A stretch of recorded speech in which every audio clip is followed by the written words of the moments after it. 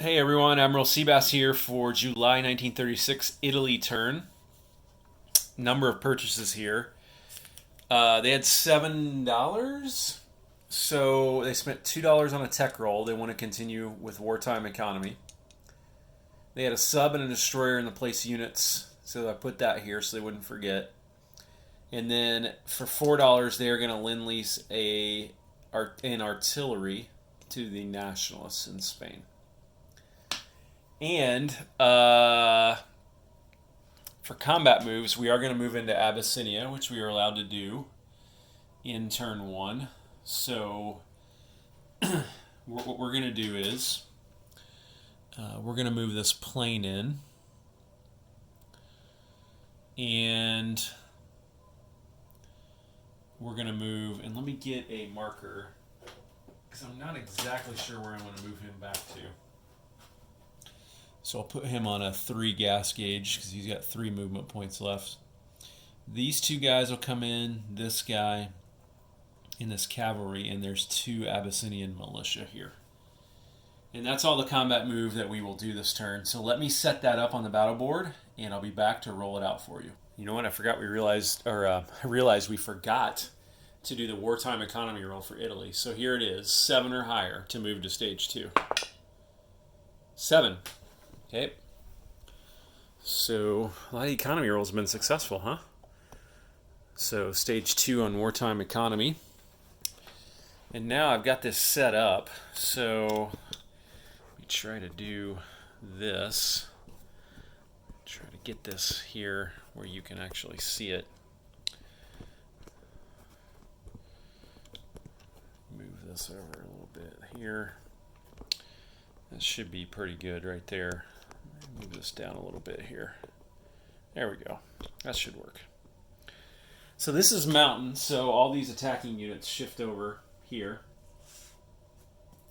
So we've got 3 infantry attacking at 1, a cavalry at 2, a fighter at 6, attacking 2 militia that are be defending at 2. So let's go ahead and roll the infantry first. And there will be 3 at 1 or less. No hits. And then a cavalry at 2 or less. That's a hit. And a fighter at 6 or less. That's a miss. So the Abyssinians will drop 1 of their militia back. And they will fire back 2 militia at 2 or less. And that's 2 misses. So let me move him off. Now we've got 3 Italian infantry at 1. Nothing. We've got the Italian cavalry at 2. That's a miss. And we've got the fighter at 6. And that's a miss. So the militia for Abyssinia attacking back or defending at 2 or less. And that's a miss. 3 Italian infantry at 1. All miss. 1 Italian cavalry at 2. Miss. Italian fighter at 6. Miss. Abyssinian militia at 2 or less. Oh, there's a hit. So, again, kind of in the theme here, I'll lose the cavalry as the meat shield. All right, 3 Italian infantry now at 1. Nothing. Italian. Let's see if the Italian fighter can get its first hit. 6 or less. Here's the Abyssinian militia. 12. That's a miss. All right, 3 Italian infantry at 1. Nothing. Here's the fighter at 6. Oh, there we go. That's a hit. All right, Abyssinia. Strong defense here. Now they get 1 at 2 or less. And that's a miss. So, Italy has successfully taken Abyssinia. Poor hapless Abyssinia. And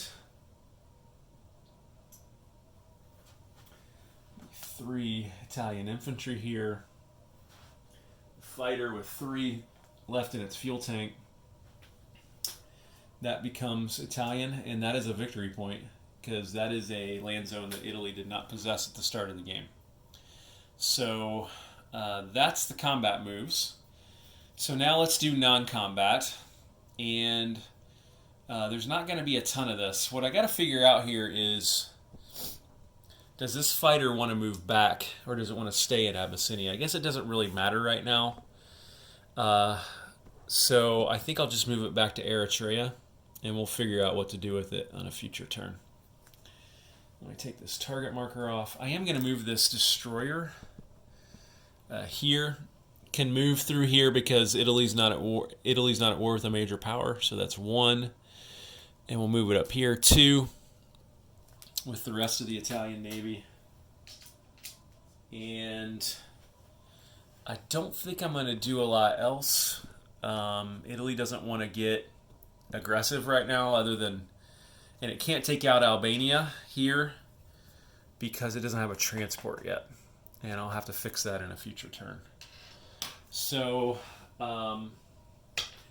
that's about all we will do with non-combat move. I just think I'll just leave this sub here because it doesn't really matter right now.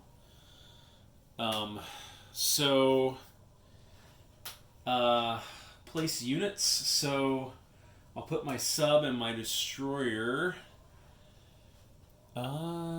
Probably, where should I put these? Probably just put them right here.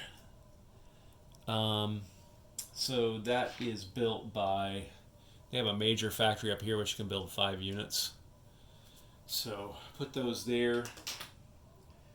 The Lend-Lease for the Nationalists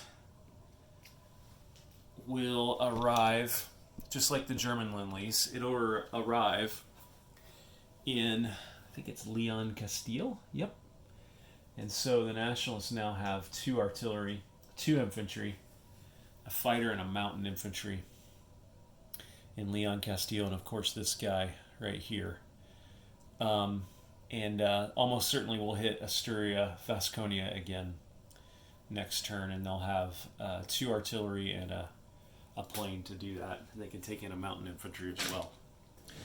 So just taking stock of what happened in Spain this turn, the Nationalists took this territory, Asturias Valencia, and then made their recruitment roll. And then the Republicans took it back and also made their recruitment roll. By the way, the Nationalists got a mountain infantry from Germany. Republicans got a mountain infantry from USSR. And now the Nationalists have gotten an artillery from the Italians. And remember, the Italians and the Germans both get a point. So 2 points total for the Axis if the Nationalists win the Spanish Civil War. So all 3 countries that could Lend-Lease have been all in so far on this, and both sides have made their recruitment roll, with the net total being that the Nationalists have been up 1 unit this turn versus the Republicans. Now the Nationalists can certainly hit here if they want, although maybe an outside shot at here, depends on what the Germans want to give them. But probably here. This is where the battleground is going to be, and I explained the strategy behind this. This territory is very important strategically for both of these sides. So, first of all, let's collect income. Italy's going to collect 7, and they saved $1. So they're going to have a total of 8 next turn. That should be enough to buy them a transport if they want, or they can make another Lend-Lease to the Nationalists. Even move their battleship forward, do a tech roll. They've got some options. Also, I mentioned that they are up a victory point, so let's note that up here on the chart. And just let me get this ready. I need to erase something here. The Axis are actually going to be at 1 victory point total this turn.